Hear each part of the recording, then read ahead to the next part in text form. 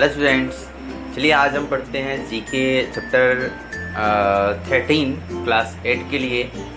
आज का जो शीर्षक है वो विभिन्न चट्टानें जो कि आपकी पृथ्वी पे पाई जाती हैं। और ये चट्टानें कौन कौन सी हैं आपके स्क्रीन पे दिखाई दे रहा है और आप अपने बुक के चैप्टर नंबर 13 को ध्यान से देखें। चट्टानें अनेक प्रकार की होती हैं, कुछ का विवरण नीचे दिया गया है। तो पहला है आग्नेय चट्टानें। आग्नेय चट्टानें क्रिस्टलीय ठोस हैं, यानी कि एक प्रकार के कई तत्वों से मिली हुई क्रिस्टल के ठोस होते हैं जो प्रत्यक्ष रूप से मैग्मा के ठंडे होने से बनती है। यह ऊष्माक्षेपी प्रक्रिया है। इनमें द्रव अवस्था से ठोस अवस्था में परिवर्तन होता है। पृथ्वी आग्नेय चट्टानों से बनी है। आग्नेय चट्टानों के नामकरण के दो आधार हैं, संगठन अर्थात वे किससे बनी हैं तथा आकार और क्रिस्टल कितने बड़े हैं। आग्नेय जो चट्टानें होती हैं, अगर देखा जाए तो इन चट्टानों का निर्माण पृथ्वी के ही भूगर्भ से ही होता है। और लगभग अगर देखा जाए, जैसा कि आपके चैप्टर में बताया गया है कि द्रव से ठोस में बदलते हैं, तो आपने सुना होगा या फिर पढ़ा होगा, ज्वालामुखी से जो क्रिस्टलीय पदार्थ निकलता है जिसको हम लावा कहते हैं, तो वो लावा एकदम आग ही होता है और उसकी जो तरलता होती है वो धीरे धीरे जब ठंडी होती है तो चट्टान के रूप में परिवर्तित हो जाती है। दूसरा है अवसादी चट्टानें। अवसादी चट्टानें अवसाद के असंचयन और संगठन से बनी है, जिसका पहला भाग है खंडमय अवसादी चट्टानें। ये चट्टानें पूर्ववर्ती चट्टानों के संगठित होने से बनी है। चट्टानों के टूटे हुए छोटे टुकड़ों का ढेर लग जाता है तथा ये टुकड़े नीचे बैठकर जम जाते हैं। मतलब कि आप समझ सकते हैं कि धीरे धीरे छोटे छोटे टुकड़े, चट्टानों के टुकड़े एक जगह जब इकट्ठा हो जाते हैं तो वह जम जाते हैं और जमने के बाद वो एक बड़े चट्टान का रूप ले लेते हैं। रासायनिक अवसादी चट्टानें, जब रुका हुआ जल वाष्प बनकर उड़ जाता है तो अपने पीछे घुले हुए खनिज पदार्थों को छोड़ जाता है। यह प्रक्रिया सामान्य रूप से भूमि की तरह दिखाई पड़ती है। वहाँ उन गहरे गड्ढों में झीलों का निर्माण हो जाता है तथा लंबी समयावधि तक बार बार होने वाली बाढ़ तथा वाष्पन की क्रियाओं के कारण लवण और जिप्सम जैसे रासायनिक पदार्थों की तहें जम जाने से उन चट्टानों का निर्माण होता है।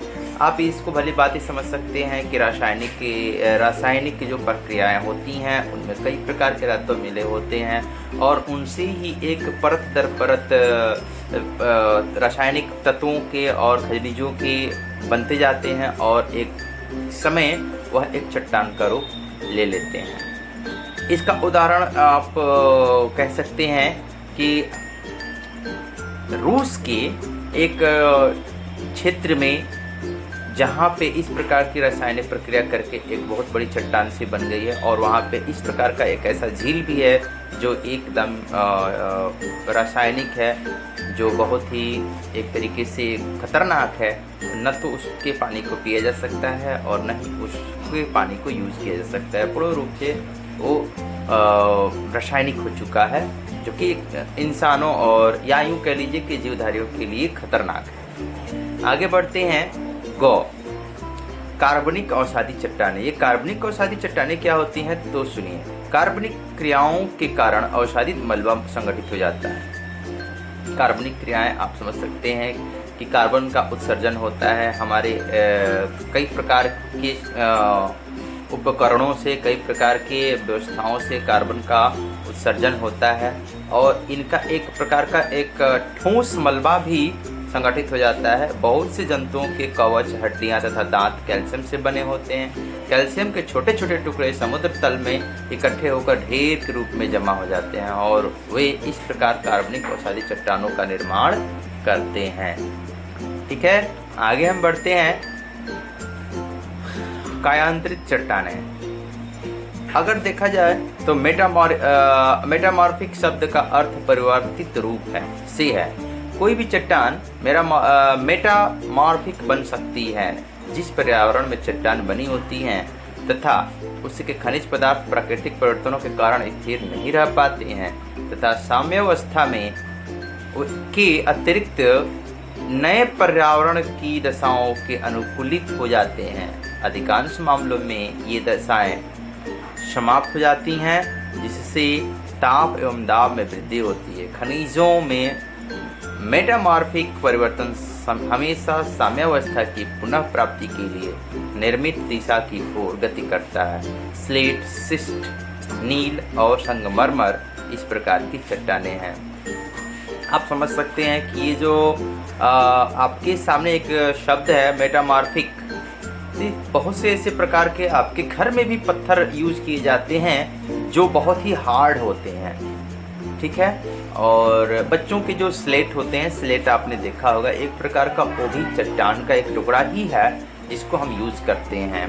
अब रह गया सवाल कि आपके किचन में यूज होने वाला, फर्श पे यूज होने वाला जितने भी प्रकार के आज की डेट में मार्बल्स दिखाई दे रहे हैं, वो इसी प्रकार के चट्टानों से बने होते हैं। और यह चट्टानें मुख्य रूप से विंध्य पर्वत और अरावली पहाड़ी तथा राजस्थान के कुछ पहाड़ी इलाकों और तमिलनाडु, मध्य प्रदेश के कुछ पहाड़ी इलाकों में पाया जाता है।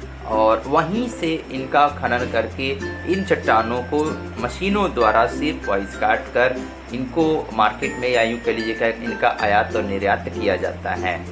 अगर इन प्रकार की चट्टानों की बात करें तो कुछ और कुछ झारखंड में भी पाए जाते हैं, लेकिन वहाँ पे ये जो चट्टानें पाई जाती हैं ये मेटामॉर्फिक नहीं होती हैं, वो आयरनिक होती हैं। और उनसे हम लोहे का निर्माण करते हैं, जो कच्चा लोहा होता है उसका निर्माण होता है। हालांकि कच्चे लोहे से बहुत प्रकार के लोहे का निर्माण किया जाता है।